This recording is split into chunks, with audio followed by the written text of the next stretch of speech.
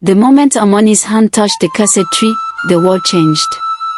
The red veins beneath the bark pulsed violently, spreading outward like lightning trapped inside wood. The forest trembled. Leaves spiraled upward instead of falling. The wind stopped.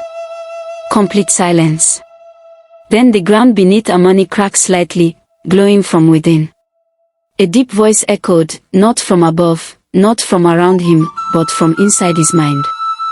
You seek the truth, child of Zimora. Amani tried to pull his hand away. He couldn't. The tree held him. The bark split open slowly like a wound. From within, dark smoke poured out, twisting into a towering shape. A face formed in the mist. Ancient. Stern. Powerful. Eyes burning red like dying embers.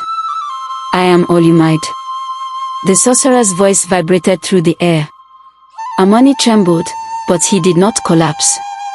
Instead, he asked the question no villager had ever dared to ask. Why do you demand sacrifices? The forest gasped. Olumide laughed. A slow, hollow laugh that echoed unnaturally. I demand nothing. Your people feed me.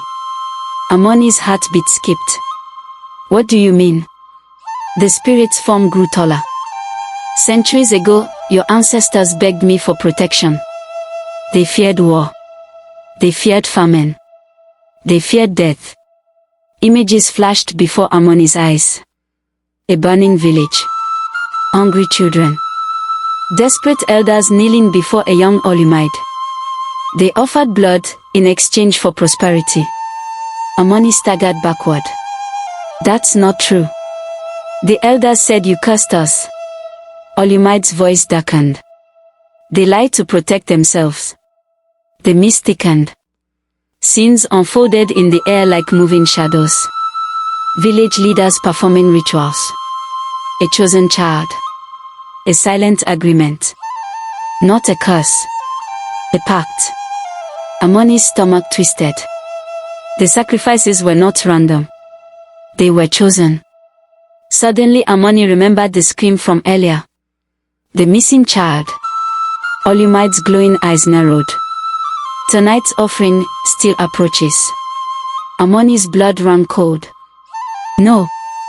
The roots beneath him pulsed harder. He realized something horrifying. The villagers weren't victims. They were participants. Amani felt heat on his palm. He looked down. A glowing red symbol now burned into his skin, the same carving from the bark. He tried to wipe it off.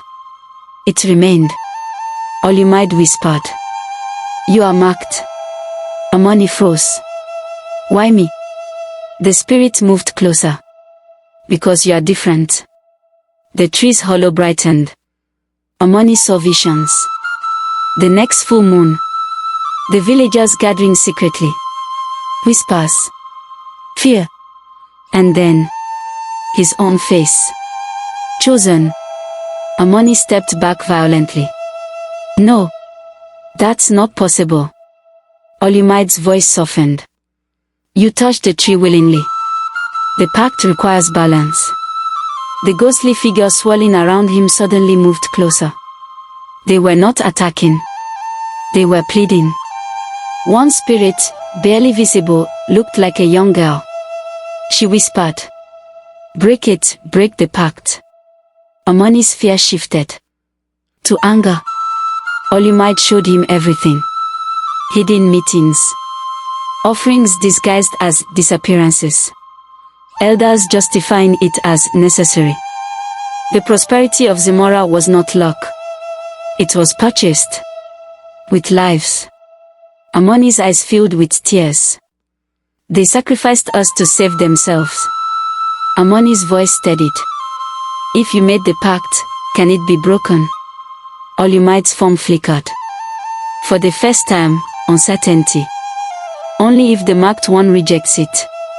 Amani's palm burned brighter. But rejection demands courage. The forest trembled again. Torches appeared in the distance. Villagers were entering the forest. Searching. Or hunting. Amani realized something chilling. They weren't looking for the missing child. They were looking for him. Olumide whispered. Stay with me, and live forever in power. The spirits screamed warnings. The torches grew closer. Amani's mind raced. If he returned to the village, they might silence him. If he stayed, he might become part of the curse. Through the trees emerged the village chief and elders. Their expressions were not afraid. They were serious. Determined. The chief spoke. Amani, step away from the tree. His voice wasn't protective. It was commanding. Amani held up his marked palm. You lied to us. Gasps rippled through the group. The chief's eyes darkened. You do not understand sacrifice. The red glow intensified. The pact was activating. The chief stepped forward. Without the pact, we would have been destroyed centuries ago. Amani shouted. Asterisk, and what about the children? Silence. Even the forest listened. The symbol on Amani's palm flared violently. The tree's roots wrapped slightly around his feet. The pact was trying to claim him. The elders began chanting. The ritual had begun. The ghostly figures rose higher, swelling faster. They were no longer weak. They were furious. The forest roared. The balance was breaking. The sorcerer's form shifted. I did not curse you, he admitted. Your ancestors bound me here. I am prisoner as much as guardian. Amani realized something shocking. The tree was not pure evil. It was trapped. The chief raised the ceremonial blade. The pact must be honored. The elders surrounded Amani. The tree paused violently. The spirit screamed. Olumide whispered. Reject them, and everything changes. Amani closed his eyes. The blade descended. And just before it touched him, he shouted, I reject the pact. The forest exploded in blinding red light. The ground cracked. The sky darkened. And from beneath the roots, something ancient began to rise. Not Olumide. Something far worse.